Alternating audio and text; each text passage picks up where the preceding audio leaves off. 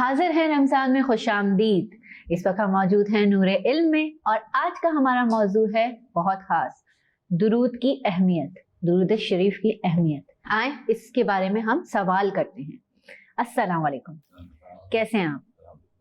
जी, हमारे दीन में दुरूद पाक की क्या अहमियत है?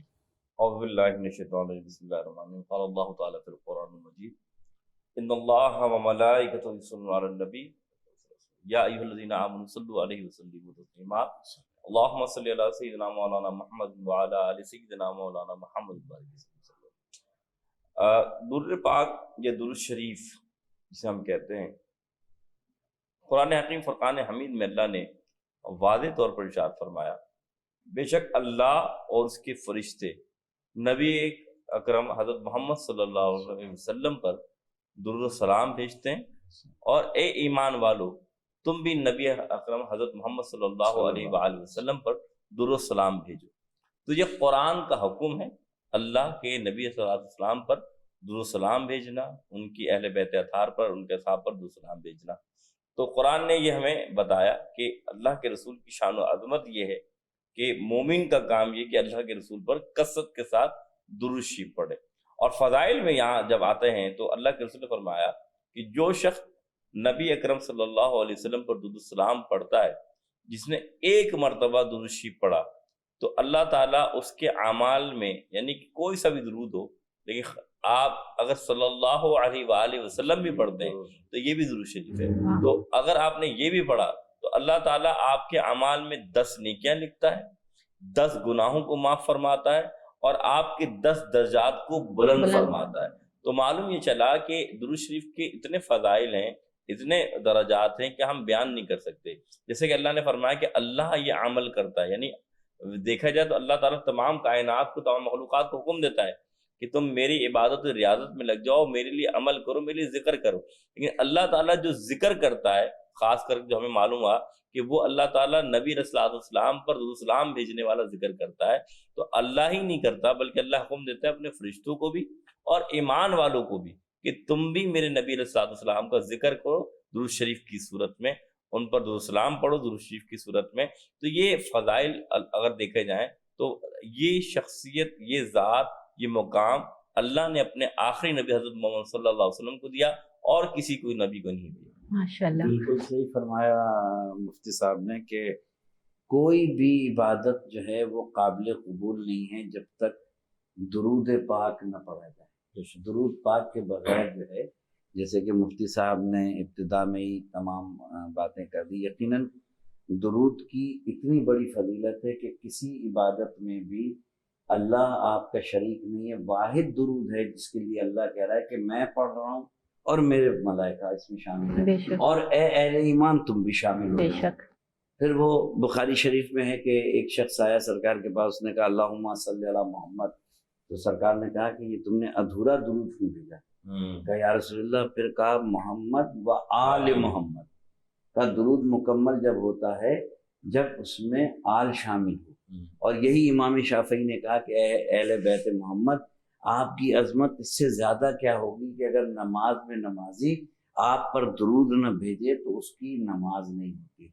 जहाँ तक दुरूद की फजीलतें, बहुत सारे दुरूद हैं, ठीक है ना, जो हम पढ़ते हैं।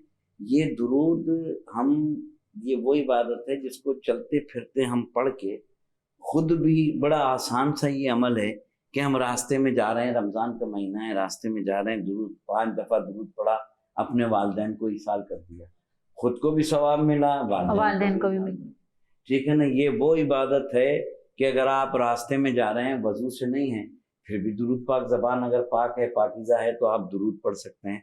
तो दुरूद एक ऐसी इबादत है, इतनी पाकीज़ा इबादत है कि इबादत कामिल होती है, हर इबादत। ये जुमले जो है आपके चैनल के तवज्जो से जाना चाहिए कि जो शख्स चाहता है कि उसकी इबादत कामिल हो जाए, इबादत तो इबादत है, इबादत तो ठीक है ना, इबादत उस वक्त कामिल होती है। देखें, सालन उस वक्त मजा देता है जब उसमें नमक हो, बेशक। चाय उस वक्त तक मजा देती है जब तक चीनी हो, वरना पता ही नहीं चलेगा आप क्या खा।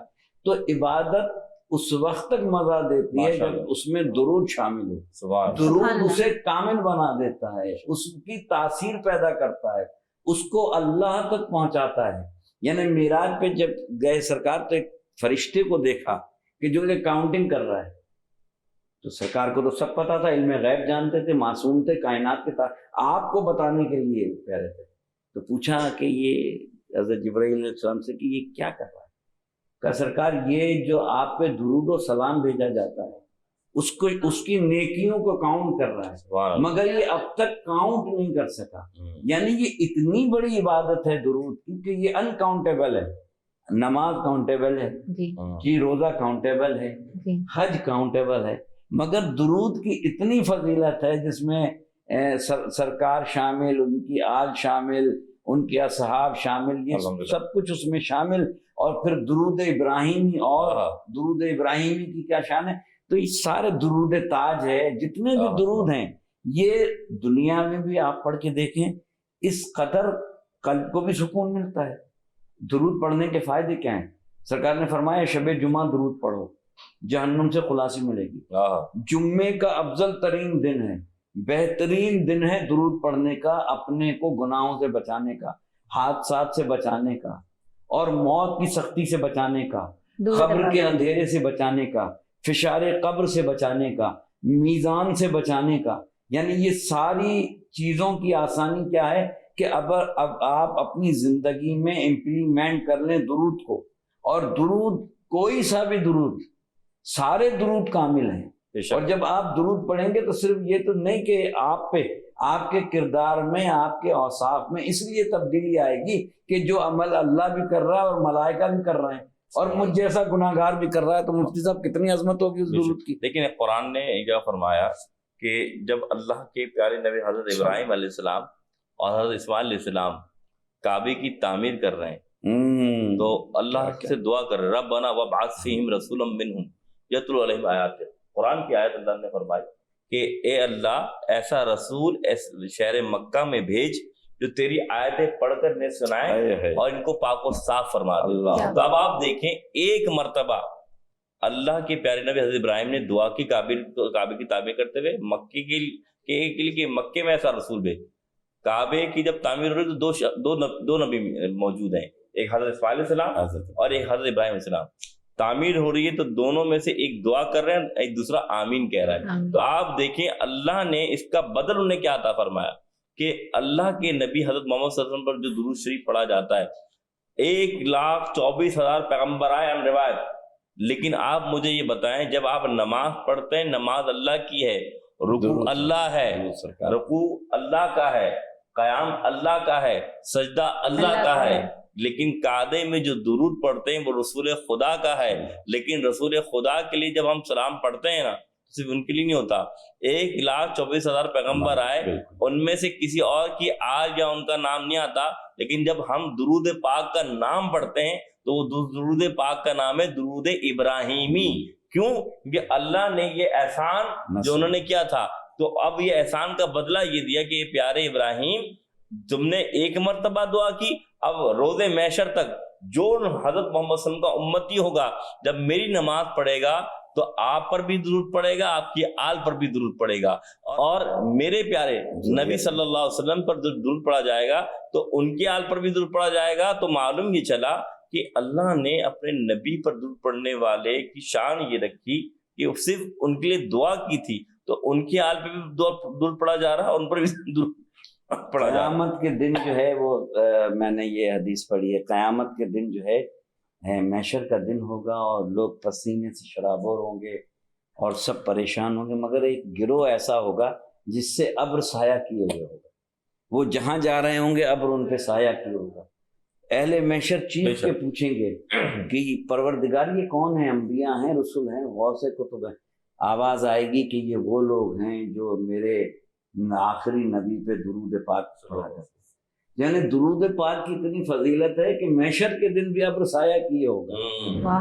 تو وہ درود کامل کب بنتا ہے؟ جب اس میں سرکار کا خاندان شامل ہو، سرکار کے گھر والے شامل ہوں، سرکار کے اصحاب شامل ہوں. جیسے آپ نے کہا کہ جناب ابراہیم اور ان کی آل، یہ حضرت ابراہیم کی آل کون ہے؟ یہ آل علامہ دربندی علیہ رحمہ اہل سنت کے بہت بڑے جید عالم ہیں، وہ لکھتے ہیں جناب ابراہیم کے آل ہی تو یہی ہے، یعنی میرے آقا کریم علیہ السلام ذریت ابراہیم میں سے ہیں اور ان کا خاندان یہ آل ابراہیم ہے۔ تو قیامت تک ہم جو یہ درود پڑھتے ہیں جناب ابراہیم پر اور ان کی آل پر، تو یہ جو آل ہے یہ سرکار اور سرکار کا خاندان ہے، تو یہ قیامت تک پوری دنیا جب تک درود ابراہیم ہی نہیں پڑے گی تو ان کی نہ عبادت کامل ہے، نہ ان کی ریاضت کامل ہے، نہ ان کا حج کامل ہے، نہ ان کا روزہ کامل ہے۔ درود اتنی بڑی عبادت ہے کہ تمام عبادت، یہاں عجیب بات کہنے جا رہا ہوں میں مفتی صاحب سے اجازت لے کے بڑی ذمہ داری سے، کہ جس عبادت میں درود نہیں پڑھا جاتا وہ عبادت آسمان اور زمین کے درمیان بیچ میں معلق رہتی، بالکل لٹکتی رہتی، بڑی آسان اردو میں بتا دوں کہ وہ لٹکتے رہتی۔ کیوں؟ اس لیے کہ اس میں درود شامل نہیں ہوتا، جس میں درود شامل ہوتا ہے وہ عبادت کامل ہوتی۔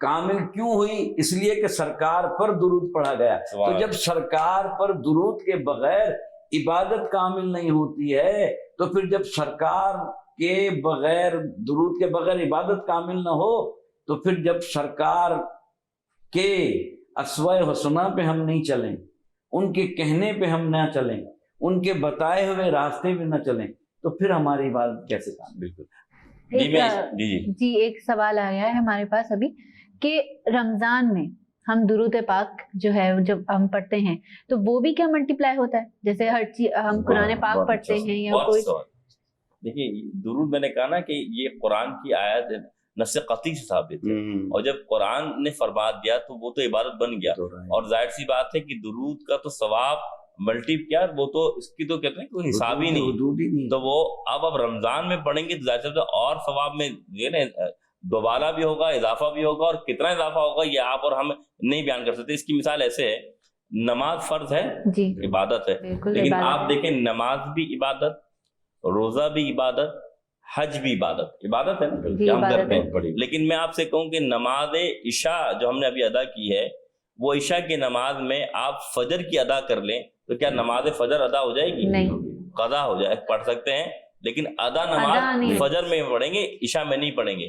لیکن میں آپ سے کہوں آپ رمضان کا جو ہم روزہ رکھتے ہیں، یہ رمضان کا روزہ آپ رمضان کے بجائے شعبان میں رکھ لیں تو کیا شعبان کے فرض جو رمضان کے جو روزے ہیں شعبان میں ادا ہو جائیں گے؟ نہیں ہوں گے، نفلی روزے کیا نہیں۔ اسی طریقے سے اگر ہم حج کرتے ہیں، ذی الحج میں اللہ کی عبادت ہے نا، کعبہ بھی موجود ہے، صفا مروہ بھی موجود ہے، لیکن پھر بھی چکر لگا لیں ذی الحج کے علاوہ کسی اور مہینے میں، کیا ہم حاجی کہلائیں گے؟ نہیں کہلائیں گے۔ یہ جتنی بھی بڑی عبادتیں ہیں ان کو کرنا کب ہے؟ جو وقت دیا، جو مہینہ دیا، جو قانون بنایا وہ یہ تھا کہ اگر نماز پڑھنی ہے تو عشاء کی نماز عشاء میں پڑھنی ہے، اگر آپ نے روزہ رکھنا ہے تو روزے والی عبادت رمضان میں کرنی ہے، اگر حج کرنا ہے تو حج والی عبادت ذی الحج میں کرنی ہے۔ لیکن درود ایسی عبادت ہے، چاہے ذی الحج میں پڑھیں، چاہے شعبان میں پڑھیں، چاہے رمضان میں پڑھیں، عشاء میں پڑھیں، فجر میں پڑھیں، جب پڑھیں گے اللہ پڑھیں، بیٹھے ہوئے پڑھیں، گفتگو کے دوران پڑھتے رہیں، یعنی ایسی عبادت ہے کہ اس کا کوئی نعم البدل عبادت ہے، اس کا ثواب اللہ تعالیٰ فوراً قبول فرمائے گا۔ ایسا نہیں ہوگا کہ نماز حج آپ نے اگر ذی الحج میں نہیں کیا تو قبول نہیں ہو رہا، لیکن نماز اور درود یہ بات فرق بتا رہا ہوں کہ نماز بھی ادا کرنا ہے وقت پر، لیکن درود جب بھی پڑھیں گے اللہ اسی بات کو فوراً قبول فرما لے گا۔ ماشاءاللہ، سبحان اللہ۔ مطلب ہم نے اتنی خوبصورت بات کر دی کہ خدا جو ہے وہ درود پاک کو فوراً قبول فرماتا ہے، بالکل، اور ہمیں پڑھنا چاہیے، بالکل پڑھنا چاہیے۔ اور ہم صرف نماز میں یا پھر یہ نعت خوانیاں جو ہم کرتے ہیں ہم اس میں پڑھتے ہیں یا ہم نماز میں پڑھتے ہیں، اس کے علاوہ نہیں پڑھتے تو وہ غلط ہے۔ نہیں، یہ بات نہیں ہے، بات یہ ہے کہ نعت خوانی میں بھی ہر عبادت کی ابتدا جو ہے وہ درود سے ہوتی ہے۔ بالکل ٹھیک ہے نا، ہمارے اسلامی معاشرے میں ہر عبادت کی ابتدا جو ہے وہ سرکار کے نام سے ہوتی ہے۔ آپ دیکھتی ہیں نا کہ جب ہم تلاوت کرتے ہیں تو تلاوت کے بعد کیا کہتے ہیں کہ خدا کا نام لیں اور سرکار کی نعت خوانی نہ ہو، اور نعت خوانی ہوتی ہے تو اس میں پہلے کیا پڑھتا ہے نعت خواں؟ پہلے درود پڑھتا ہے، سلام بھیجتا ہے، یعنی سلام، درود اور سلام ایک ہی چیز ہے، یعنی ہم سرکار پر سلام بھیجتے ہیں اور سلام کرنا کیا ہے؟ سنت ہے، جواب دینا واجب ہے. تو ہم سلام اس نیت سے کرتے ہیں کہ سرکار سن رہے ہیں اور ہمارے سلام کا جواب بھی دے رہے ہیں. ماشاءاللہ، ٹھیک ہے نا؟ تو سرکار پر ہم سلام بھیجتے ہیں، سرکار ہمیں جواب دیتے ہیں. وہ عالمین کے لیے رحمت ہے، نہ وہ نہ ہوتے تو کائنات ہی نہ ہوتی. ان کو ہمارے سلام کی ضرورت نہیں. ہم اپنی قبر کے لیے، اپنے فشار سے بچنے کے لیے، اپنے کو بلند کرنے کے لیے حضور پہ درود و سلام کا نذرانہ پیش کر کے اپنی بخشش کا سامان کرتے ہیں. ورنہ تو اب کتنے ملائکہ ہیں جو سرکار پر درود بھیج رہے ہیں. یہ پوری کائنات کے چرند پرند سب درود بھیج رہے ہیں. ایک شخص آیا امام جعفر صادق علیہ السلام کے پاس، اس نے پوچھا کہ میں نیا مسلمان ہوا ہوں، مجھے یہ بتائیے کہ جو میں یہ درود پڑھتا ہوں تو کیا صرف انسانی درود پڑھتے ہیں آپ کے جد پر؟ تو آپ نے فرمایا صرف انسان نہیں پڑھتے ہیں، اس کرۂ ارض پہ جتنی حیاتیات ہے یہ تمام میرے جد پر درود و سلام پڑھتے ہیں. تو درود و سلام پوری یہ پتے حمد و ثنا کرتے ہیں نا. کہا جاتا ہے کہ یہ جو پتے ہیں یہ حمد و ثنا کرتے ہیں، اس لیے آپ پانی دیتے ہیں جاندار. یہ حمد و ثنا کریں اور سرکار پہ درود نہ بھیجیں، ہو ہی نہیں سکتا. یہ ہماری خوراک ہے. جی بالکل. یعنی یہ درود جو ہے یہ ہماری روحانی بھی خوراک ہے، جسمانی بھی خوراک ہے، نفس کا محاسبہ بھی ہے، اصلاح معاشرہ بھی ہے، اور اتنا انگنت نیکیاں ہیں اس درود میں چھپی ہوئی کہ معاشرے میں اگر یہ درود کی محفلیں اب تو پہلے ہوا کرتی تھی، اب مجھے نہیں پتا، پہلے تو اجتماعی ہم لوگ جو بیٹھ کے نا درود پاک پڑھا کرتے تھے اجتماعی طور پر. اب معاشرے میں مجھے نہیں پتا کہ اب ہوتی ہوں گی، یقین مفتی صاحب فرما رہے ہیں. تو اجتماعی درود پڑھنے کا اور سوال. اس سے مراد یہ آخری بات کرتے ہیں کیونکہ وقت بھی قلیل ہے کہ دیکھیں حضور کے نام کی برکت یہ ہے کہ نام محمد جب بھی میری زباں پہ آتا ہے، نام محمد جب بھی میری زباں پہ آتا ہے بڑی تسکین ملتی ہے، بڑا آرام آتا ہے. محمد مصطفیٰ کا نام نامی وہ اسم اعظم ہے، جہاں کوئی نہ کام آئے وہاں یہ کام آتا ہے. لیکن لب جب آپ سرکار کا نام لیتی ہیں نا محمد صلی اللہ علیہ وسلم، تو لب کو چوم لیتا ہے جی.